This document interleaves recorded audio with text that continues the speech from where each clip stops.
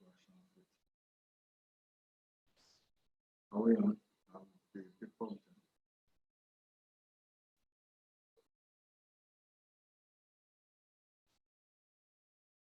Leave it here. Let me modify it. Maybe that one is running on so. Or can you put them side by side?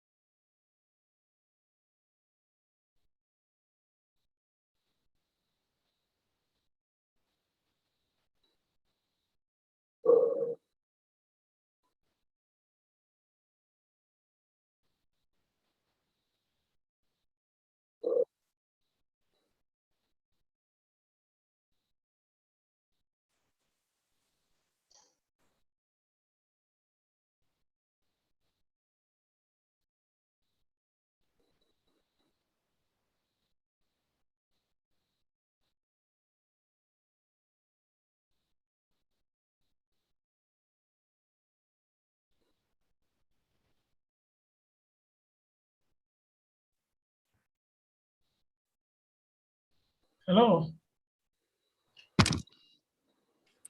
Hello, sir.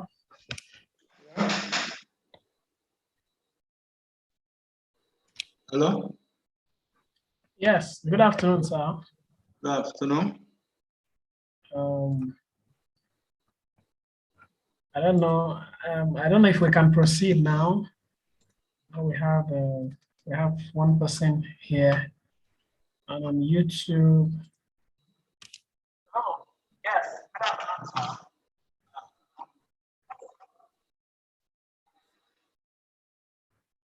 Okay, we have one person as well on YouTube.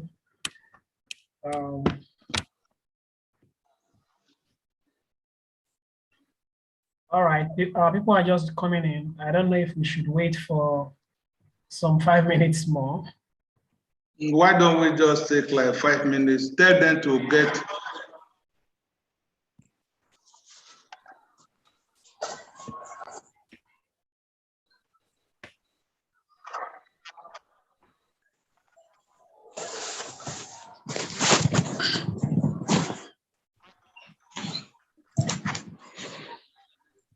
Don't let it be too soft too.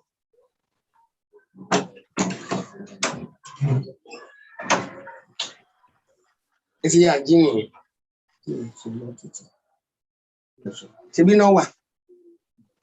Ẹ ti pa adìẹ kìíní. You can mute everybody. So I think you can mute everybody, sir.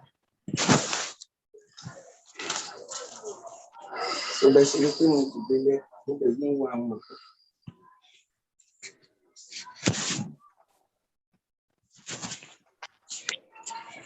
There's one user called Papa D. I think you can mute the user, sir.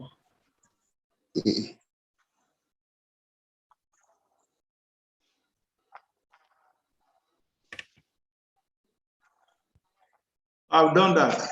Okay, sir.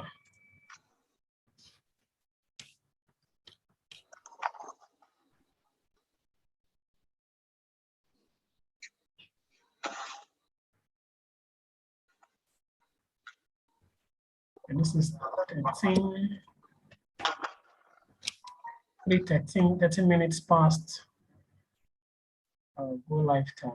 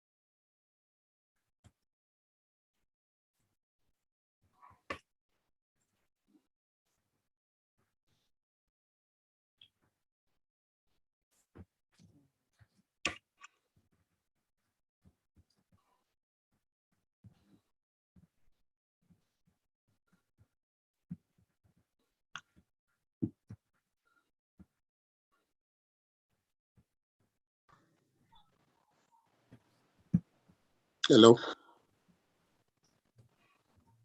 Hello. Hello, sir. Welcome, sir. Thank you very much. Yes. Yes, sir. We're trying to give in some few minutes to other people to also join. So we have just a few numbers, then we can proceed. Okay. Welcome, sir. Thank you.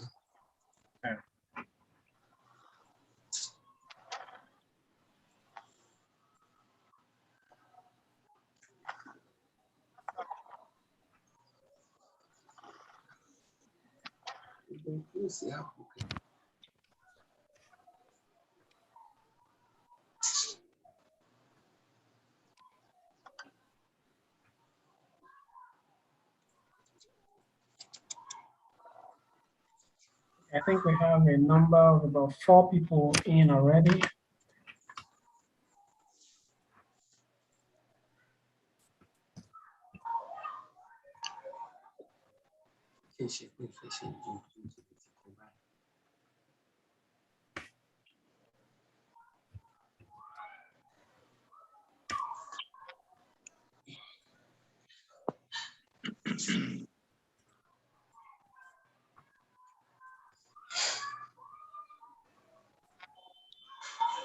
Okay, Mr. Arnold.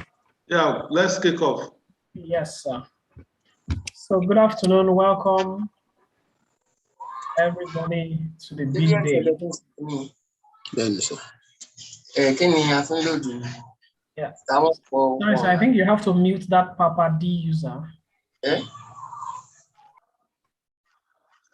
Okay. All right. So you're welcome, everyone. This webinar is supposed to last for a period of 1 hour, and we are privileged as investors to have the person of Mr. Arnold Kabira, the Managing Director and CEO of Global View Capital. Now, today we'll be looking at the subject of practical skills for identifying and handling risks as a capital market investor. Mr. Arnold.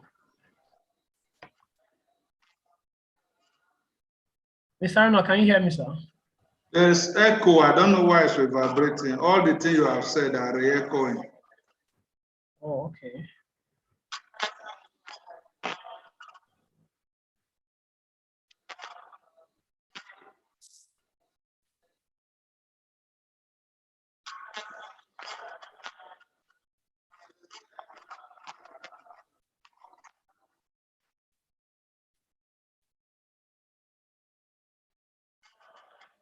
I can hear you now.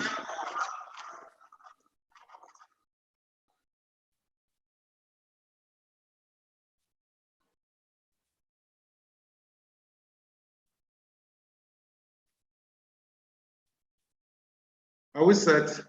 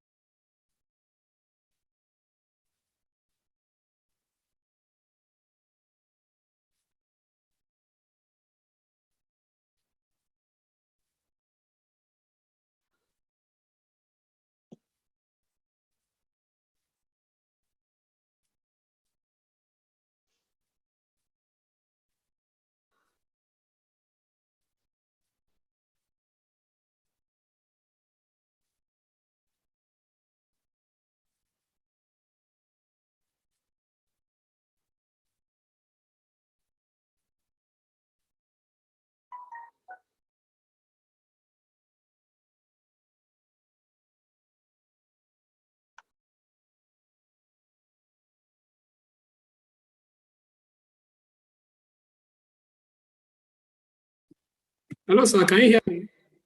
I can hear you now. Okay, it's better now. Yeah. All right, sorry everyone. So like I was trying to say initially, I said, today we're looking at the subject of handling risks, identifying, and handling risks as a capital market investor. We have myself and 4 other people here as investors, and then on YouTube, I can see we have about 2 other persons there. I think 2, yeah, about 2 other persons. So as investors, sir, we are glad to have you here. And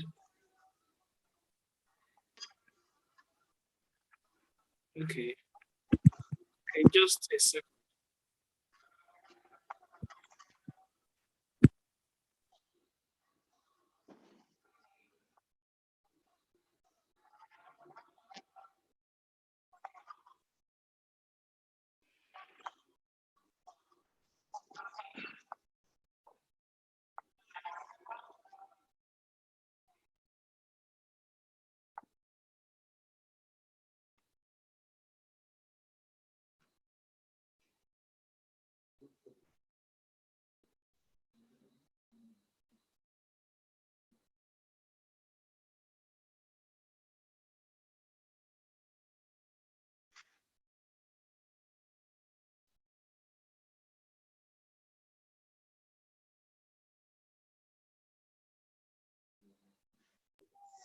Hello, Samuel.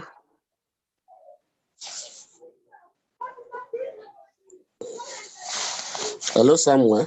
So it's coming. Okay.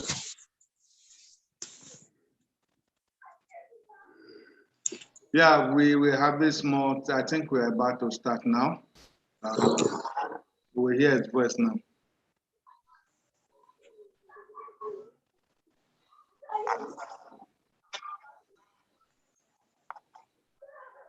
Okay, hello, can everyone hear me now? Yes, I can hear you. Okay, sorry for the minor snag. Okay, so Mr. Arnold, can you hear me now, sir? I can hear you. And it's clear, the echo has stopped. Yes. Okay, we're just trying to ensure that the audio transmission is clear and without any form of noise so that the meeting can be smooth. So as I was trying to say before, I said one major thing that personally I've identified is that a number of people, including myself, have reservations as to investing because of the kind of risks that some of us have experienced in the time past. And I can imagine that some of the participants in this meeting can bear witness. People have, at one time or another, suffered from all sorts of risks. But the point here is that with education, I believe that we can handle these risks better. So without wasting much time, sir, what exactly is risk? I don't know if you can help us demystify this thing to be able to understand what is it that is risk. Yeah, we come in by saying that enjoying everybody to remove their mind from uncertainty. There's a difference between risk and uncertainty. I've seen in some books and in some write-up when people refer to as calculated risk. Risk is uncertainty calculated. And what risk in the market means that you have to stand the chance of loss of your money or loss of your portfolio.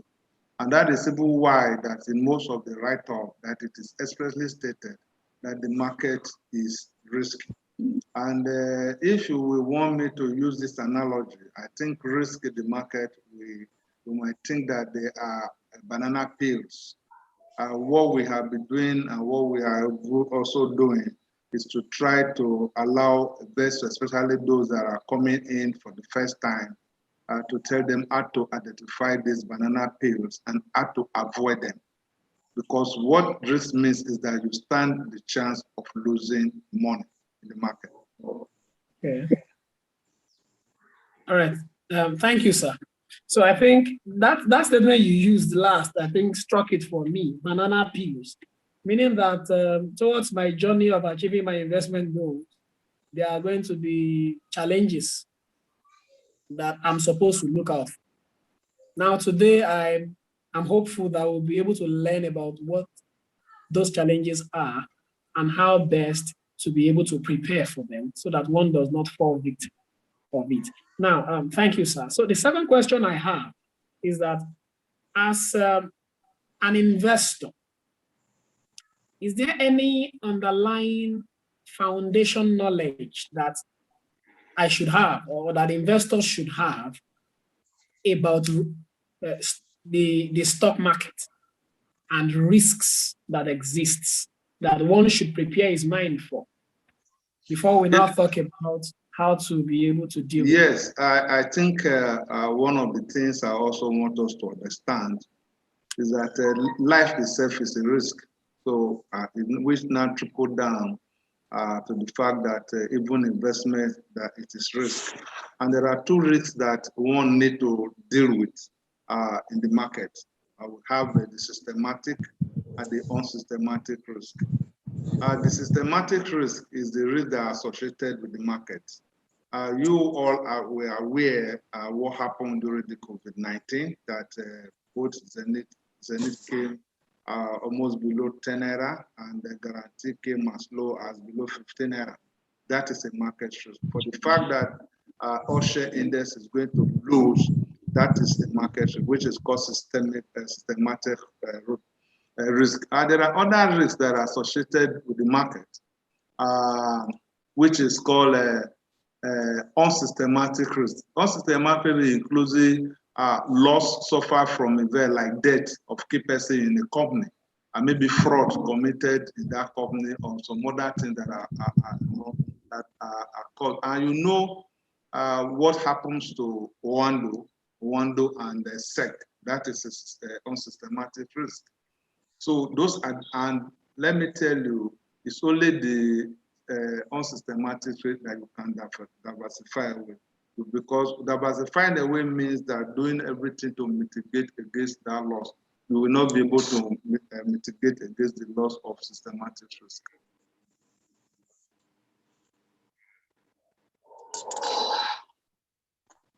Osoba, are you there?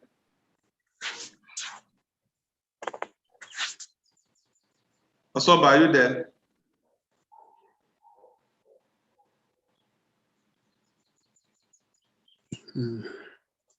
Osoba, are you there?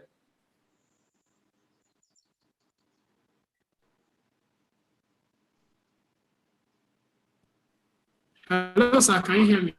Are you there? Yes, I am.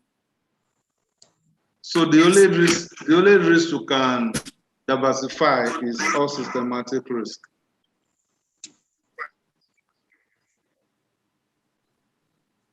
Okay, thank you, sir. So the unsystematic risk from the explanation are risks that are within our control that we can take actions about.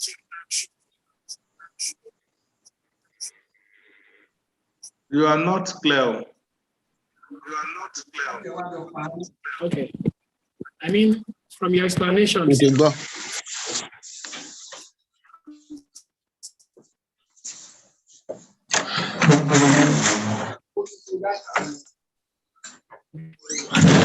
My understanding from your explanation is that unsystematic risks are risks that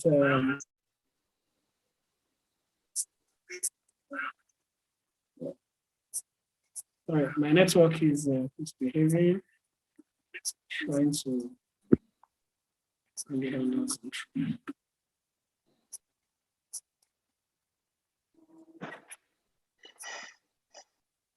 Okay, hello. I'm hearing you. Okay. Okay, thank you, sir. So you said on systematic risks. I lost you for I think a minute. I don't know if you could help me come back again on the unsystematic risks. I said that is the risks that are peculiar to the organization that have the stock. And I made mention of what happened to Wando and SEC.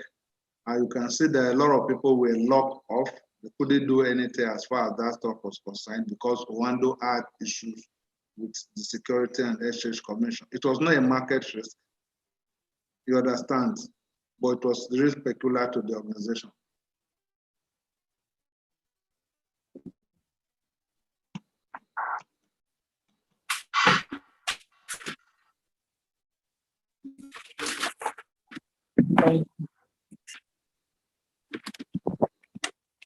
Okay, peculiar to the organization.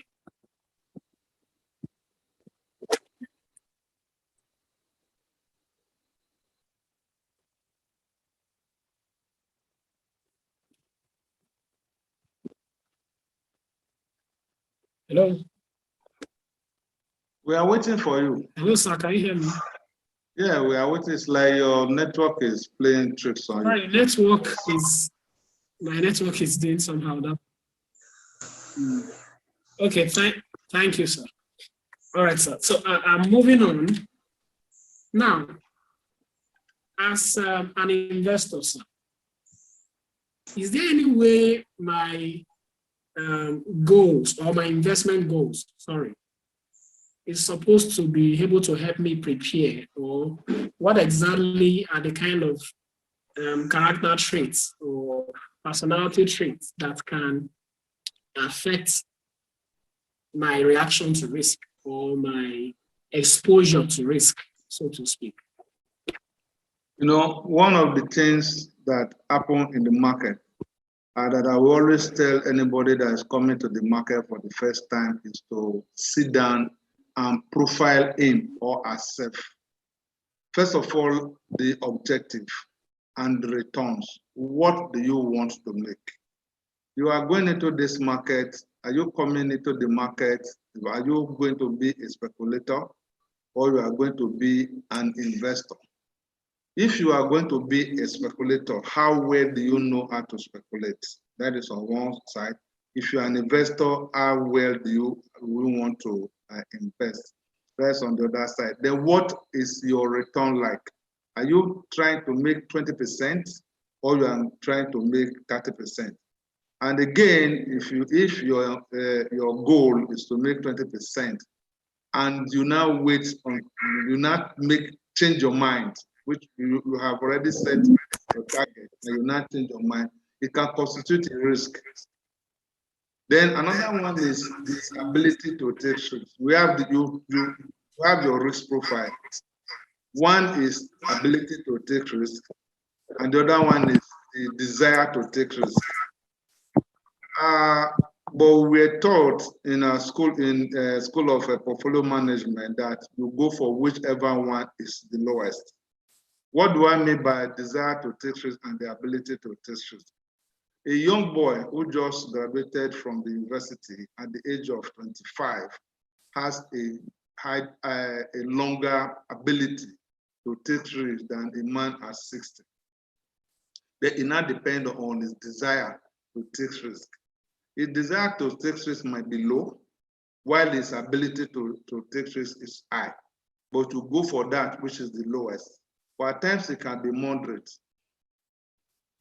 Another thing that you look when you are constituting the portfolio is that, and which also constitutes a risk, is that this portfolio that you are constituting, are you going to live on it? Will your daily income come from this portfolio?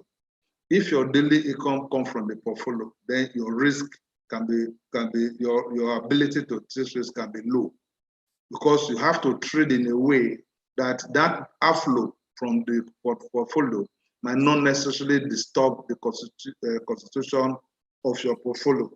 So that is another thing that you put into consideration. What is are you depending on the portfolio? Then the other one is the length of time. How long is this portfolio going to be? Are you investing for 6 months? Is your investment going to be for 1 year? Is your investment going to be for 5 years? If your investment is 6 months, you don't have ability to take risk. If your investment is for 5 months, if your investment is 5 to 6 months, you don't have the ability to take risk. But if your investment is up to 5 years, when you make mistake in the first year, you have the ability of correcting it the second year. And if you make mistake in the second year, you have the opportunity and the ability to correct it in the third year. But if it is 6 months and 1 year, your ability to teach risk is very, very low. So those are the risks that are associated in the market that we should learn as much as possible to mitigate. One of the other risks that I've come to discover in the market is the heads mentality. People just feel that because they are buying it, let me buy it too. When you do not have sufficient information as far as that stock is concerned, please do not go into it. If you want to take position in a stock, make sure that you are able to as many as possible to gather information so that when this price is going down or when you see the price reversing, then you can actually leave it. Volatility. When you look at stocks, especially in the insurance sector, their volatility is very high. Look at Nestle, look at Dangote Cement, look at GTCO, look at Zenith, Nigeria Breeze, Okomu, and Presco. Though they have volatility, but the volatility is not as high as the one that is in insurance company. That is why you see when an insurance company stock that is going below 50 kobo gain 2 naira, the market will report it as it has gained 10%. If you lose 2 kobo, the market will report it as if it has lost 10%. So the volatility there is very strong, which constitutes a risk because if in a situation where you have stop loss of 5%, before you know what is happening, that volatility has thrown you to 10%. And chances are, if you are not able to leave that stock that day, and you have to leave the stock the next, then your losses will be higher than the stop loss of 5% that you have set. So that is another risk. Another one is ESC, which head mentality is when you see the price going up, you join, or when you see the price go down, you join. ESA is that like what happened in Japan, that Milos, did you hear that Milos are taking position in Japan and they are going to do this and they are going to do that? And based on that, George jumping is another very big risk that one should guide against.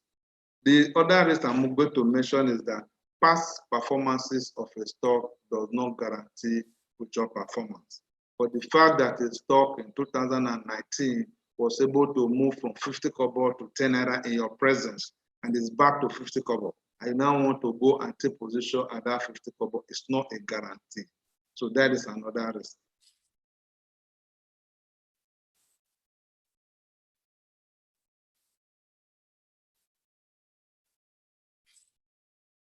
Are you there, Osoba? Are you there, Osoba? Oh, can you hear me, sir? Yes. Okay. Yes, thank you, sir. I think that's very a major eye-opening for me. Just to quickly recap, I observed that you mentioned a number of things that are risk factors or influencers for a lot of people that exposes us. One thing is our income appetite. How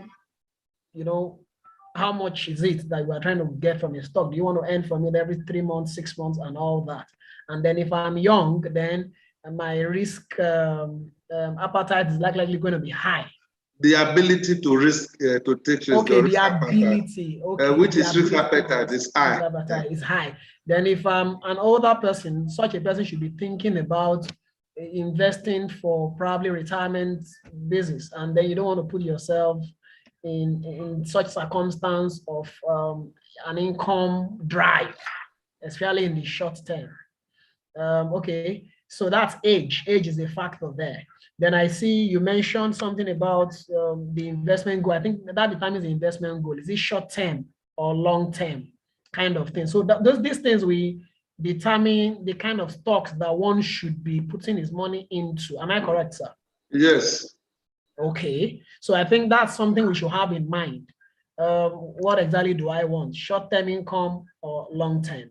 kind of thing. Then you mentioned something, sir, about the having a knowledge about a stock. But sorry, sir, in just 1 minute, because of our time, what kind of knowledge should one have about a stock then, given in mind that I've already been able to determine my kind of investment goal? Now, what information should I gather about a stock before I go into there are so many things that move a stock on the floor of the Nigerian Stock Exchange. We have always been talking about fundamentals. Fundamentals has to do with one, the people running the company. I think at a particular point in time in this country, we hear of Adrian Wood, who started MTN. And I remember that Adrian Wood left MTN for Daily Times. That goodwill followed him.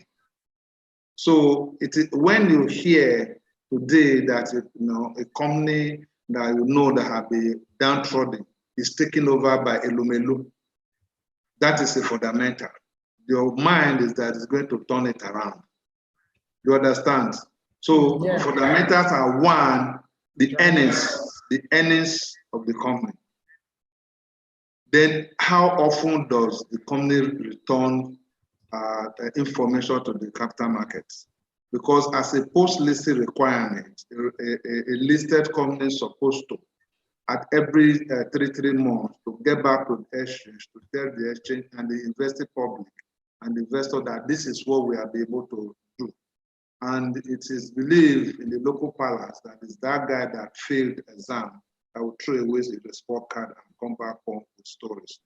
And the guy who took first will start shouting on top of his voice right from the school day. So if you have good results, you return it to the market.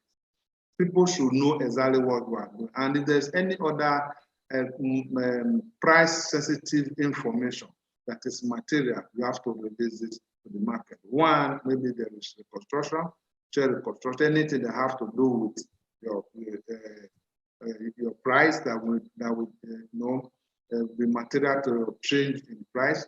And if there's any financial re-engineering, it has to be reported to the market. That is why if there is a change in board, it has to be reported to the market. Those are the fundamentals that people should actually look up to. It determines exactly where a stock is going. Thank you, sir. So 3 things you just mentioned very quickly now, sir, is about the information one should know about a stock, is about who are the drivers of that company, who are the people that makes the board, what kind of image do they have, what kind of history do they have?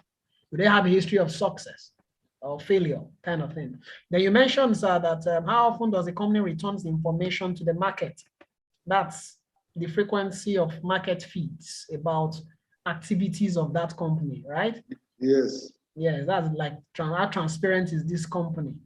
Okay. So I think those are very valuable information there. Okay, before we proceed very quickly, I want everybody to be aware that this webinar is also transmitted live on YouTube. And there's going to be a privilege for people to ask their own questions directly. It's not just the questions that I have precompiled here. So I would advise that people that have questions should endeavor to post those questions on the YouTube channel. The YouTube channel of the event, I'm sharing it on the webinar link here on Zoom for everyone to see. I hope everyone can see it. So please head over to YouTube, follow the page, the channel on YouTube, subscribe, click the notification bell on the side of the subscribe button, and then post your question in the comments of the YouTube feed. So I'll be watching it so that I'll pick the questions and pass it on to Mr. Arno here so that he can help us attend to it.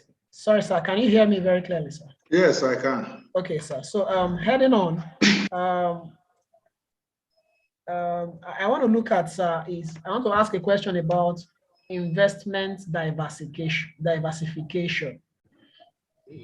Is there any way that can help us mitigate identified risks that you have identified? How is it that one can use that as a means of limiting or controlling risk?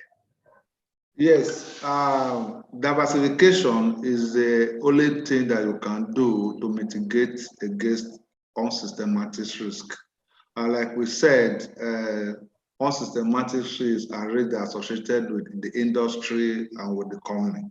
Now, during the COVID-19 period, we saw that the oil future was actually negative, which means that they will even pay you as the buyer to come and take, which affects seriously the oil and gas company. And if your portfolio is solely made up of oil and gas, you are seriously in losses. Then we look at insurance companies. I think the NICON came and said that they should come and do recapitalization.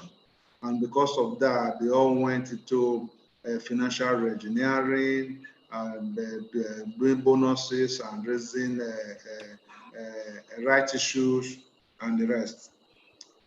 If your portfolio is completely made up of insurance company, that is a risk. Then when you go to the bank, the CRR and the liquidity that is set by the MPR committee of the CBN is that for every 100 naira they get, 27 naira 50 kobo is taken off as a cash reserve ratio either in their tills or with the central bank. And that money is not investable.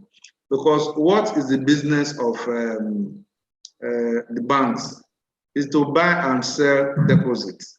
So they will not buy deposit, they will not be able to sell it, which means that their capacity, their earning capacity is limited. And their liquidity ratio is set at 30%, which means that for every liability that they have, they should have as much, 3 times as much as that to be able to meet the need. And that is also making money, keeping money available to the sense, which means that their earning capacity has actually been reduced. If your own portfolio is jet toward, is made completely of the banking sector, that could be a risk. How do you not diversify this risk? Is to sit down and look at each of the sector. We have the banking sector, we have the building, we have the energy sector, we have the insurance sector, we have agriculture. You sit down and ask yourself, which one is the best? You take one from the bank, the best out of the bank. From your calculation, you take the best out of the building. You take the best out of healthcare, take the best out of the insurance, and the best out of the agriculture. If you said that yes, that Okomu and Presco are doing very well, and you now go and make your portfolio only Okomu and Presco, prove that federal government now come with a policy that is at the agriculture. That means your portfolio is going to suffer a lot. So in order to mitigate against this risk, you have to diversify your portfolio, and that is what I've just explained. Thank you, sir. That's outstanding. Okay, so it means that it's unwise to put your eggs in one basket in the name of the banking stocks. Maybe they pay good dividends. Last year I made so much money from them. It's unwise to just put all your investment portfolio in one sector or industry, focus. So I think that's a lesson there, such that one will not be exposed to sector-based, wide risks. All right, thanks, sir. So before we continue again, I want to say it again. You will have the opportunities for Mr. Arnold to answer your own questions as well. I'm recommending that everyone will go to the YouTube channel and post your questions in the comment section of this broadcast. The link is there in the chat side of this meeting. You can follow the link there, or you just go on YouTube and search for the company name Global View Capital Limited. It will come up straight, and then you can post your comments there. I'm watching it. If there are any questions, I'll be picking it. Okay, somebody have asked a question, but I'm not taking it immediately. other people should just endeavor to do likewise. Thank you very much, sir. So moving forward again, I have another question here, sir. What does the term market meltdown mean? And how can I protect my portfolio from such, a risk? Market meltdown was actually a global happening. It only dovetailed into that of the Nigeria Stock Exchange. We saw why did we really get market meltdown? Because prices were up. Maybe I will take time to just briefly chip in this business cycle. We have the trough and the peak. When things start moving, especially when government is doing what they're supposed to do and it's right, and the economy is bubbling, then the manufacturing part of the economy will be bubbling. That is the supply side. Will bubbly, number of companies that will manufacture, and why they are manufacturing, they are increasing their capacity. And why they are increasing their capacity, they will need people to work. So there will be employment. And why there employment, they pay money to the people that they employ.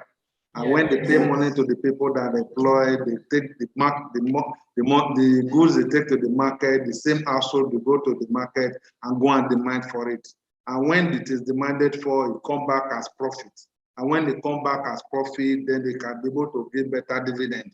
And when they're able to give better dividend on the floor of the Nigeria Stock Exchange, there will be demand for that stock. And when there's a demand for the stock, prices will begin to go up. But what happened then was that the economy boomed seriously, that the demand was even unprecedented. I can remember then that we want to buy akara from a woman, and the woman will tell you, Oga, have you bought First Bank share? That it was 3 naira yesterday, it is now 4 naira. And prices are supposed to move with fundamentals that we have just identified. But one of the things that happened then, that those prices were artificial, they were not fundamental. So by the time they got to the climax, the market collapsed. How did they collapse? You want to sell, nobody to buy. I remember the first day I walked into the floor of the Nigeria Stock Exchange in 2011. All the stocks were on offer. All the stocks were on offer as at that day. So market meltdown. Now, talking about market meltdown, if you have been involved in a market meltdown, and I know the number of people don't even want to hear the word stocks, talkless of coming to buy the stock. Fine, but there are ways of turning around. Even in the face of market meltdown, there were still bonuses that were given. Some people never turned back to know whether they got bonus or not. Some, I think as at that time, they were still in certificates. A number of people do not even want to know what stock they have and where it is. You understand? What stock they have and where it is. To get out of the meltdown, especially those that still find themselves in there, is to go back and do what we call global search. Find out where your stocks are. By the time you're able to consolidate all your stock, again, you go and find out how much dividend that has been accrued to you over the number of those years. If you put all these two together, if you discover that you may have made a loss, yes, you can start from the beginning. Finish that portfolio that came from the meltdown, sell it down. Cash is king. Now that you know the money in your hand, then you begin to do what we have just said. Analysis, looking at fundamentals. Let me tell you one thing that has actually not failed, and I think will not fail. Recently, we saw the second quarter that came into the market, and market actually responded to them. But gradually, these stocks were coming down. I saw Okomo at 104, even while it was at 104. People can still pick it at 90 something. And I know I've said this several times. As we speak, Okomo closed 112 naira 80 kobo. Last week, Friday, they hit Presco down to 73 naira. And I told somebody that, look, this 73 naira, this Presco will not stay here at this 73 naira. As we speak, Presco's close over 80 naira today. So those are the things that you should do. If they have sold down their portfolio, they put it in for fundamentally sound stock. As we speak, they will not have the way they are. Look at Cordville. Cordville they are the one involved in this auto reg. I think as at the time they came to do their find behind the figures on the floor of the Nigeria Stock Exchange, they told us they were trying to find inroad into other states. No, Lagos is using them, but it was not all the taxing states that were their clients.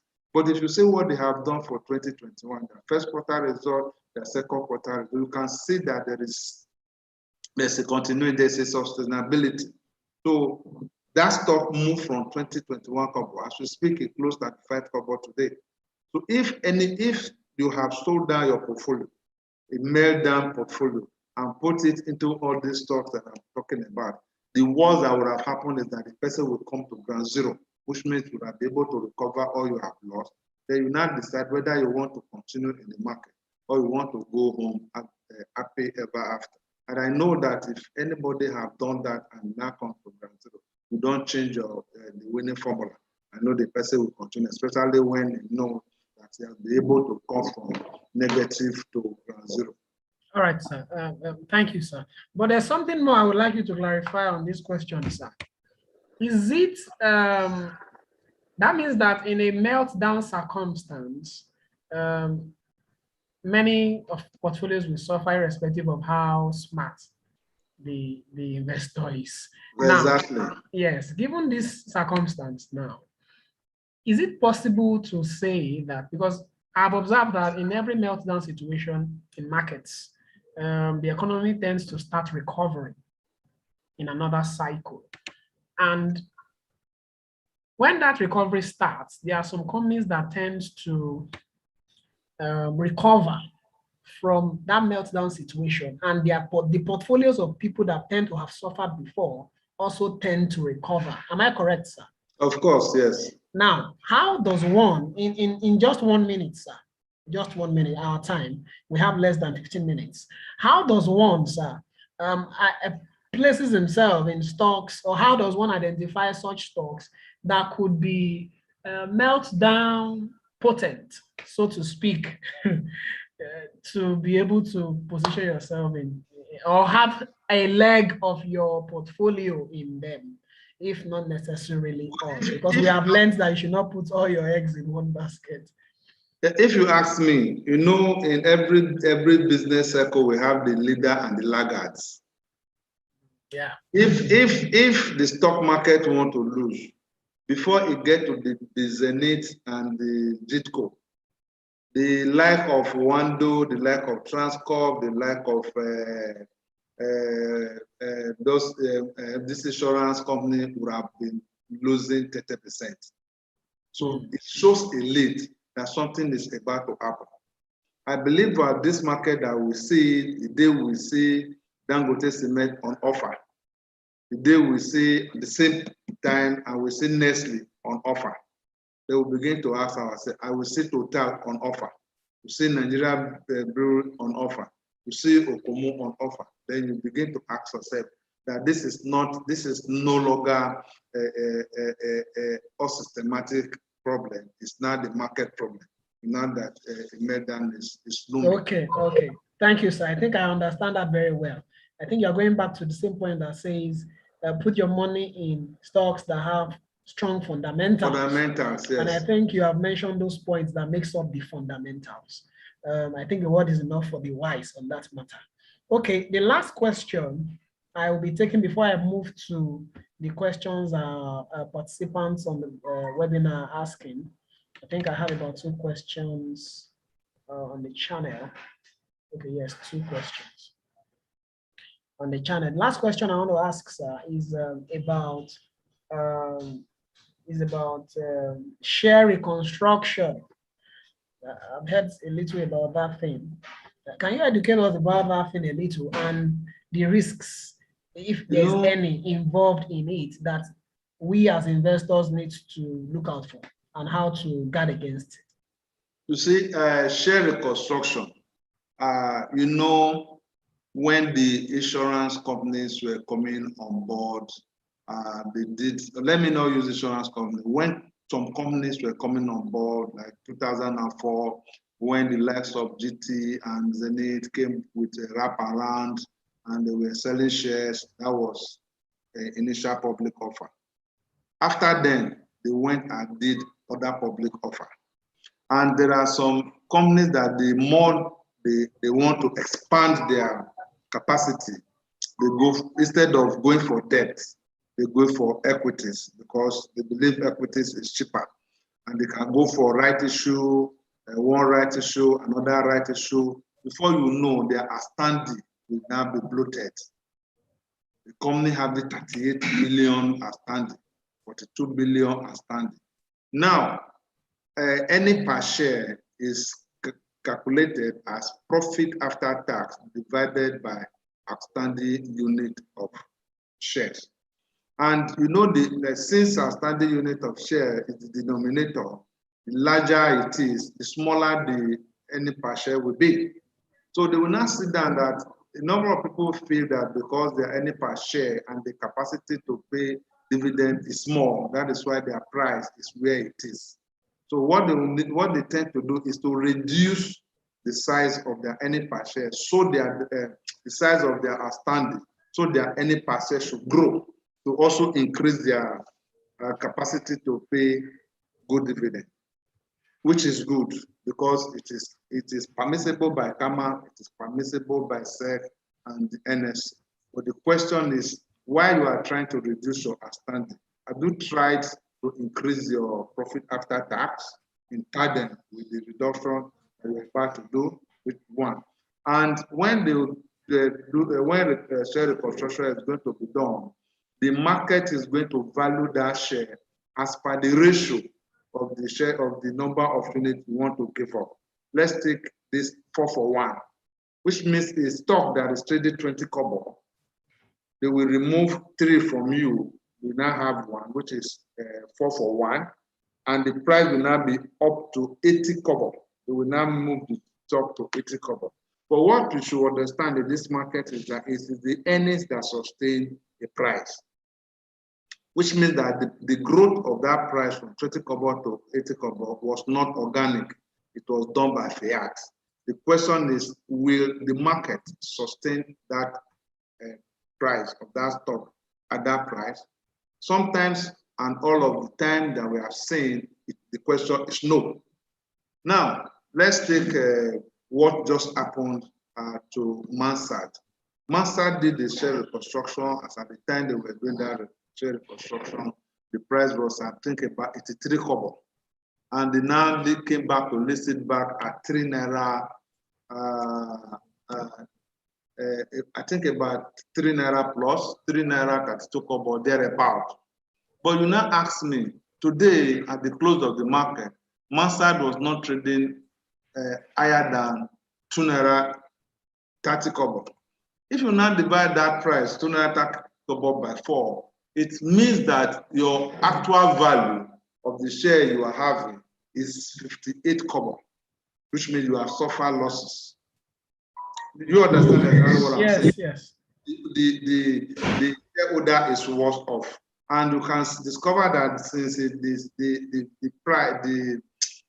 the Mansard has been listed back, since Mansard has been listed back, the price has been suffering serious decline, including what it is suffered today.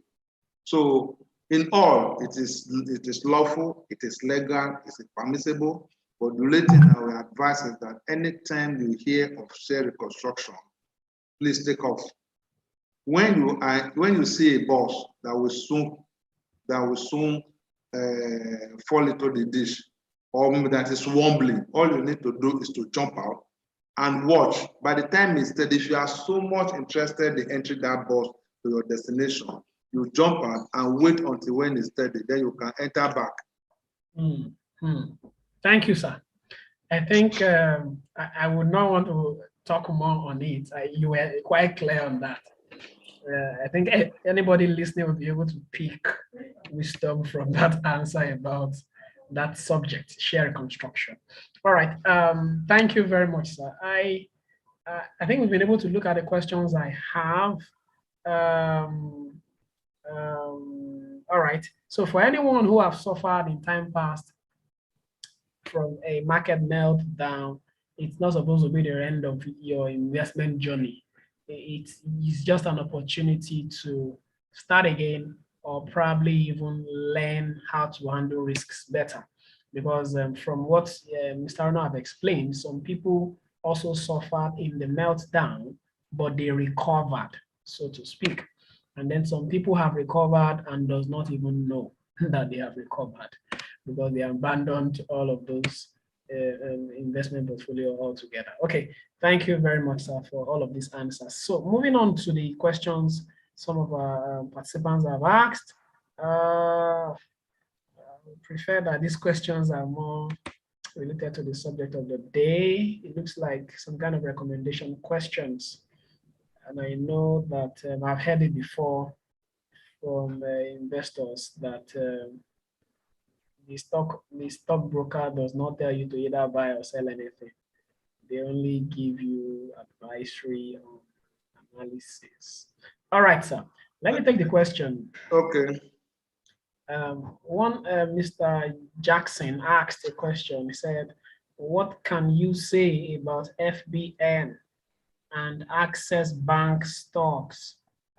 Is it good for a buy at the current price? Now let me answer those questions. You see, maybe the person has not actually been following us on television, LTV, 8 every 10 o'clock, every Sunday, 10 to 11. I think LTV 8 is on DSTV channel 256. It's channel 90 on GoTV. You know, when we analyze the second quarter of Access,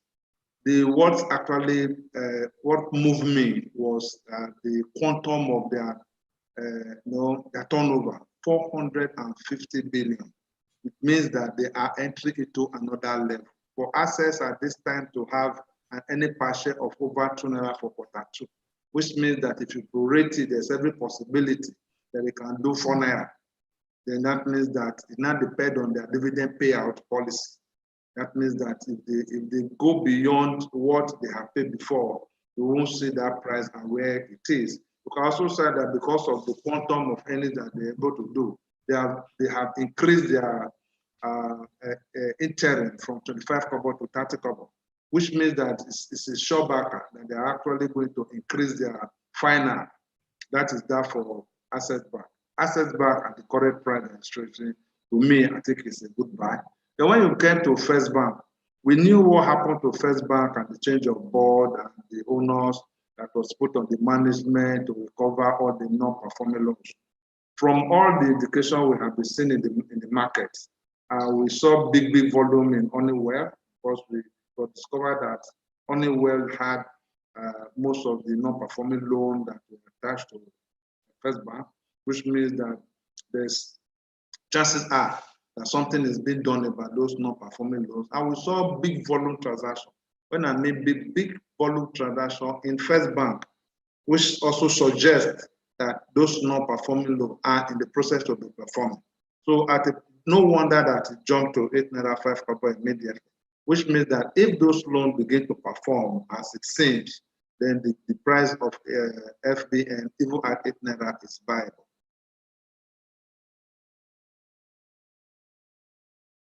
Thank you, sir. I think that question has been answered. There's another one here by Mr. Beluola, and he says, what is the information you have that makes you recommend Codville? And okay, I think Mr. Beluola, you might have to watch the video again. No, I can see throw more light on it if there is time. All right, there's another one. Okay, I think we have few minutes more. There's another one. He said, what information do you have that makes you recommend Codville and BUA? So it's not just Codville, it's Codville and BUA. Boa Cement. Yes. You see, like I just said, I've said it before that past performances does not guarantee future performance. What you look at every particular point in time is case by case, especially in the release result. Now, when I took Cordville and saw the quantum of growth in their quarter one, I kept an eye on it. By the time they released the quarter two, the quantum of 1,772% growth. And assuming it ended the first quarter, I would have called it as a one-off. But it continued in second quarter. And what it's just trying to tell me is that there's every possibility that it will also continue to third quarter.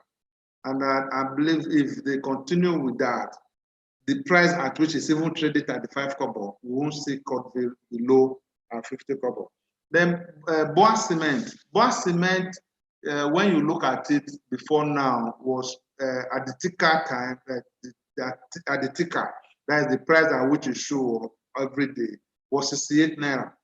But it was actually on offer at 61 naira 20 kobo. It has not made losses. It's not because the management is bad or it's because it now begin to make losses. It was just a market thing. I would call it a market disequilibrium. There was a market disequilibrium in the price. People were picking it at 61.20. And I know that the way this press could recover, Boa Cement is going to recover. But they dropped it. There was volume within the week.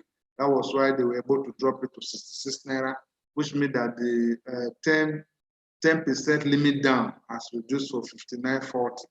If you can get that stock at 59 naira 40 kobo, believe you me, you will not regret it. That's a profound statement. Thank you, sir. I think Mr. Kwelola has his answers. So these are the two questions I was able to pick up from YouTube. I think that's all we'll be able to handle for now. Then, sorry, Mr. Arnold. I wanted to ask about what you said when you were talking the other time. You mentioned two things. You said volatility and stop loss. Those two words sounds technical. Okay. I would just like you to break it down in 1 minute. What is the meaning of the word volatility? What's the meaning of the word stop loss for those that might not understand? Okay, volatility is the frequency and the quickness in change of price. That is, you can see it at 2 kobo, before you know it's at 4 kobo, before you know it's at 6 kobo, before you know it come back to 2 kobo. That means the up and down. In the local parlance, they call it yo-yo, that they can go up and come down as it like. Then the rest they are defensive. That is, before you can see the price of Nestle moving from 1,400 to 1,450, it will take time, except if there is any problem in the economy. When Nestle actually came down to 500 naira, I've not seen Nestle in a while coming below 1,400 naira, 1,300 naira. And this may take a while. Like the price of Boa I've just told you about, even while it was on offer at 61.20, it was not be close at 61.20. So the jump from one level or the other in the price is a little bit constant. But those that are yo-yo is what they said that have high volatility. What do we mean by stop loss? When you are taking position in a particular firm, because the risk is there, you ask yourself, it is better for me to lose 5% of the total amount I'm putting into this stock than for me to lose 50%. So if your stop loss is 5%, and that is what you have put in your mind, you have to stay, stay with it religiously, stay true to it. Once the portfolio has lost 5%, sell and exit. If you stay, you might discover it increase to 10, increase to 15, increase to 20. So stopping the loss, that is what they call stop loss. You're already losing, but you want to stop your loss at 5% minimum. That the moment you lose 5%, you are going to stop your loss there. And let me also quickly put this one, that what is causing this is people not be able to balance their fear and greed. Fear and greed is another risk that is in this market. You have made your objective of doing 10%, and the stock has done 10%. You want to stay, you now ask yourself, you can do 20%. And it has actually done 20%. You say, okay, why don't I wait till 30%? That is great. You might discover that that stock can come back to 15% and 10% for you. Then for fear, you have done your analysis, rocket science analysis of the stock, the fundamentals are good, and you take position. And the way this market works, not that the stock is not sound, but it could be that the first day you take position, the stock will lose. But if you know your onions, that I know what I did, this thing is great, it's bound to go. You don't know that it's just a market disequilibrium, temporary disequilibrium in the market. You can, if you wait enough and you have the courage enough, by the time you come back to the market the next time, you see the price move. It happens in Dangote. A number of people took position at Dangote at 230, some at 240. They were jumping out. You know, the stock closed 280 naira today. Wow. So that is it. All right, thank you, sir. So that means that when one is about to enter into a position for a stock, especially if you are not the type that is buying the stock for retirement reasons, if you are the trading type of person, then you want to be able to define a profit-taking position. Maybe if this stock has generated some 10% of performance for me, I'm fine. Let me take the profit and take my bag and go home, or 20% or whatever it is the target profit is. So in the same way, you're supposed to have something like a stop loss price, right? Yes. That if this stock is doing below, maybe is accumulating some 20% loss or 25% or 40% loss, I will exit it and realize the loss, and then look out for another opportunity or investigate why my analysis did not pan out. So those are clear statements of goals that one needs to pen down. So that's a risk that needs to be identified, and then you need to take a clear position about it before you move forward. Thank you, sir. I think we've overspent our time. Can I just put this one before we round up? When you exit a position, you don't go home. For the fact that you have exited the stock at 20%, when you actually know your onions, you don't go home. You keep an eye on it. Chances are you can make another 20% with that same stock. You don't just sell and pack it. You know, stock trading or investment in the stock market is supposed to be continual. You have to be information savvy. Yes, you have set your objective at 10%, you have realized it. If you discover that that stock can still make another 50%, there's nothing stopping you from coming and taking another 10% from the 50% that is set to make. But if you can, you know, because you know you have done your own work. Thank you, sir. Thank you very much, sir. Thank you very much. We appreciate the time you spend with us today. For 1 hour out of the time of a managing director, CEO is a lot. And we are not taking it for granted. So I'm looking up to probably having this kind of interactive session at another time. I don't know when it's going to be. Really, I'll try to follow the MD up. Maybe in the next 1 month, 2 months, 3 months, we don't know. But we hope to have this session with you again. Thank you very much once again. Thank you everyone for participating.